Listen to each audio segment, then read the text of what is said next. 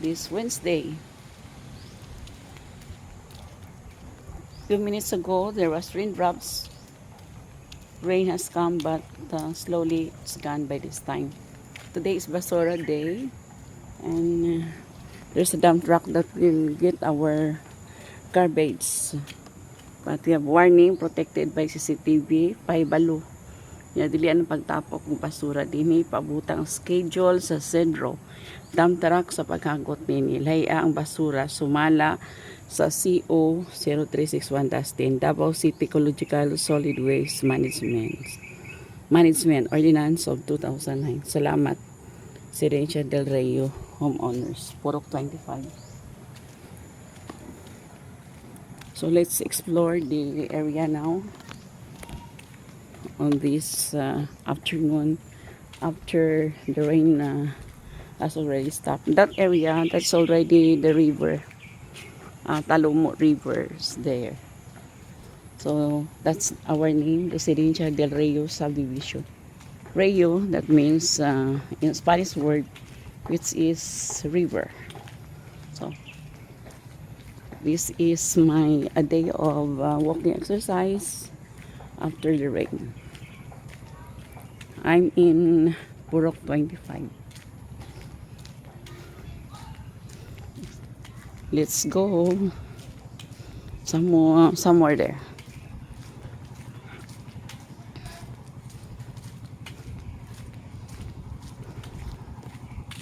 The houses are colored blue, red, old rose, but the homeowners, you can also renovate.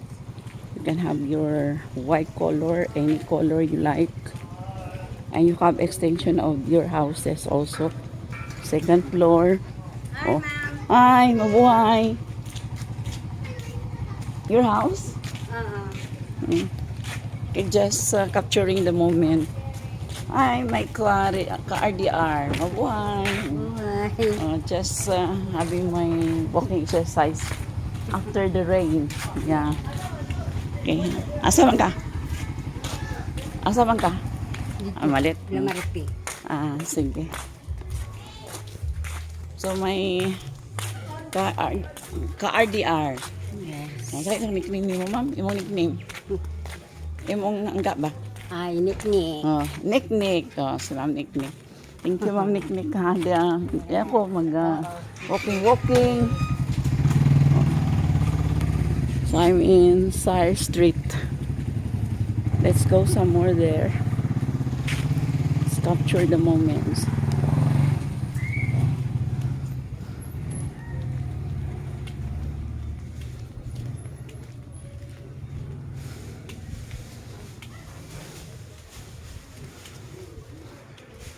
As you can see, they have different landscape.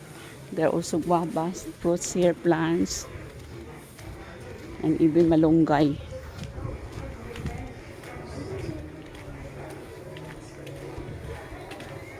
Our space so limited because most of the part is already cemented, the outside part of the house.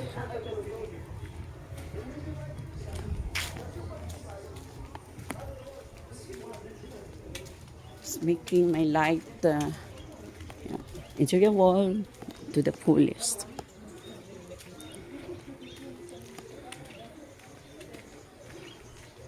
There are also sari-sari store there loud. But recently there was a vulgary that happened in part of this Residencia del Reo subdivision. So those who are vendors, office vendors, fruits, and even the kakanin, they are not already allowed to have their items being sold on this subdivision. It's a wonderful day of Wednesday. God is good. Experiencing another day and more decades to come in my life. So this is another house renovation with second floor. I am now transversing block 23.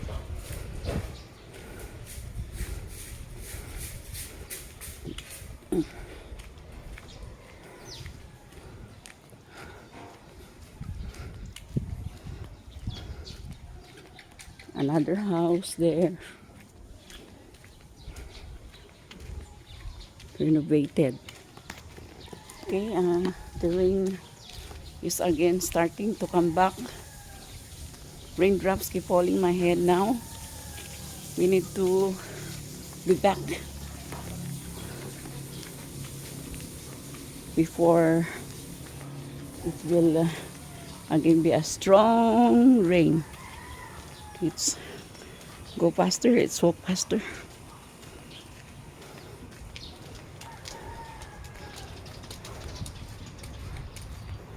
My choosing community is Davao. Life is here. People are disciplined. No bijuke in the subdivision. No bijukihan whenever there are family celebration, anniversaries, birthdays, so on and so forth. It's not here.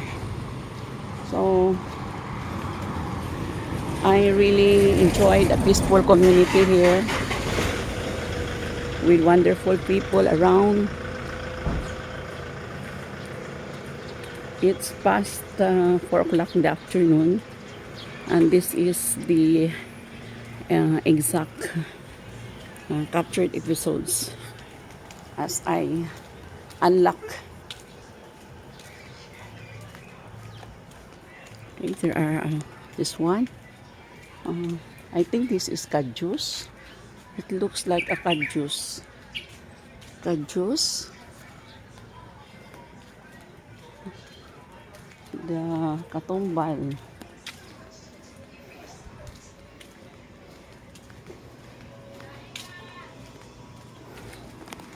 Okay, there's also chicken, but they are actually inside houses, but the gate is open. So as you notice, not only here in our subdivision, most of the houses, not only in a city, even in rural areas, if the homeowner is capable, it is enclosed in a fence or gates. Do you know why? Yeah, in US, there's a big house. Most of these houses really owned by rich people, but they are not enclosed in a gate or fence. Do you know what's the reason? It's because the people there are feeling protected. Why? Most of the people, they have their own work. They're working. No standby, no unemployed. And they're in school. So there is no danger of being attacked by thieves or there will be bulgari. Although as what I have mentioned before in my last vlogs, recently the vendors here are not anymore allowed due to the bulgari that happened sometimes in first week of November. So those kakanin vendors, your vendor, the fruit vendors, they are not allowed anymore to sell their products here, although they are not actually suspect.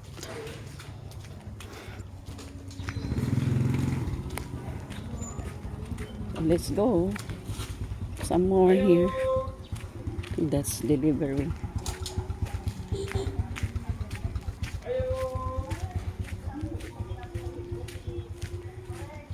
So we have also papaya. Homeowners are planting papayas and lemongrass, malunggay. Okay, they have the malunggay.